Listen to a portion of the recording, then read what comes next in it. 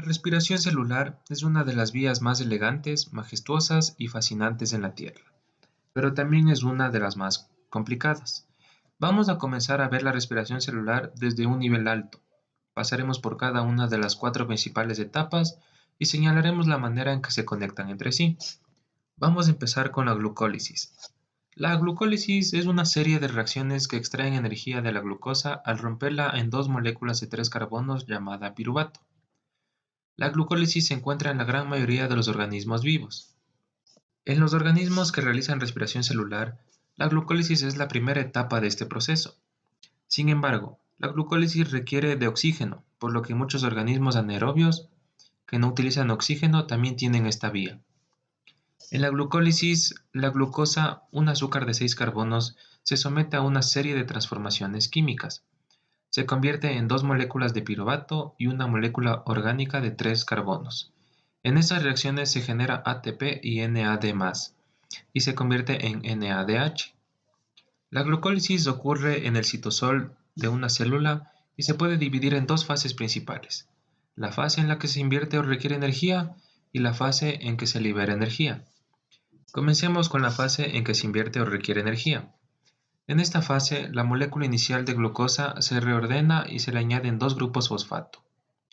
Los dos grupos fosfato causan inestabilidad en la molécula modificada, ahora llamada fructosa 1,6-bifosfato, lo que permite que se divida en dos mitades y forme dos azúcares fosfatadas de 3 carbonos. Puesto que los fosfatos utilizados en estos pasos provienen de ATP, se debe utilizar dos moléculas de ATP. Los dos azúcares de 3 carbonos formados cuando se descompone el azúcar inestable son diferentes entre sí. Solo uno, el gliceraldehído 3-fosfato, puede entrar al siguiente paso. Sin embargo, el azúcar desfavorable, el DHAP, se puede convertir fácilmente en el isómero favorable, por lo que ambos completan la vía al final. Bien, ahora continuemos con la fase en que se libera energía. En esta fase, cada azúcar de 3 carbonos se convierte en otra molécula de 3 carbonos, piruvato, mediante una serie de reacciones. Estas reacciones producen dos moléculas de ATP y una de NADH. Dado que esta fase ocurre dos veces, una por cada dos azúcares de 3 carbonos, resultan 4 moléculas de ATP y 2 de NADH en total. Cada reacción de la glucólisis es catalizada por su propia enzima. La enzima más importante para la regulación de la glucólisis es la fosfofructisinasa, que cataliza la formación de la inestable molécula de azúcar con dos fosfatos, fructosa 1,6-bifosfato 4. La fosfofructisinasa acelera o frena la glucólisis en respuesta a las necesidades energéticas de la célula. Al final de la glucólisis nos quedan dos moléculas de ATP, dos de NADH y dos de piruvato. Si hay oxígeno presente, el piruvato se puede degradar hasta dióxido de carbono en la respiración celular y así obtener más moléculas de ATP. Esta etapa tiene como finalidad obtener energía para la célula. También tenemos un paso intermedio que es la oxidación del ácido pirúvico, que primero el ácido pirúvico producido por la glucólisis aeróbica es transportado del citoplasma a la matriz mitocondrial.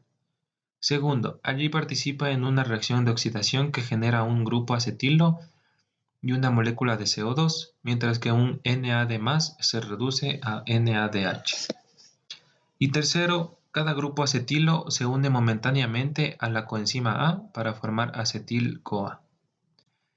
Este paso constituye el nexo entre la glucólisis y el ciclo de Krebs. El ciclo de Krebs o del ácido cítrico es esencial para la respiración celular. Es un circuito de 8 etapas principales en las cuales la molécula usada en el primer paso se regenera. En una vuelta del ácido cítrico se liberan dos moléculas de dióxido de carbono. Esto produce 3 NADH, un FADH2 y un ATP. Este ciclo ocurre dos veces por molécula de glucosa que entra en el proceso de respiración celular. La fosforilación oxidativa es un proceso absolutamente necesario para la respiración celular y se conforma de dos componentes: la cadena de transporte de electrones y la quimiósmosis. En la cadena de transporte de electrones, estos van de molécula en molécula y la energía liberada cuando se transfieren crea una gradiente electroquímica. Esta hace que los electrones se desplacen de un nivel de energía más alto a uno más bajo, así liberando energía y bombeando iones de hidrógeno.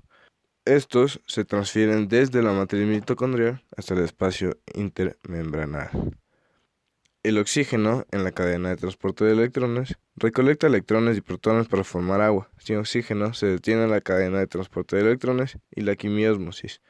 El NADH y el FADH2 entregan electrones y se reducen. Estos transfieren sus electrones a las moléculas cercanas de la cadena de transporte de electrones y quedan como NAD y FAD.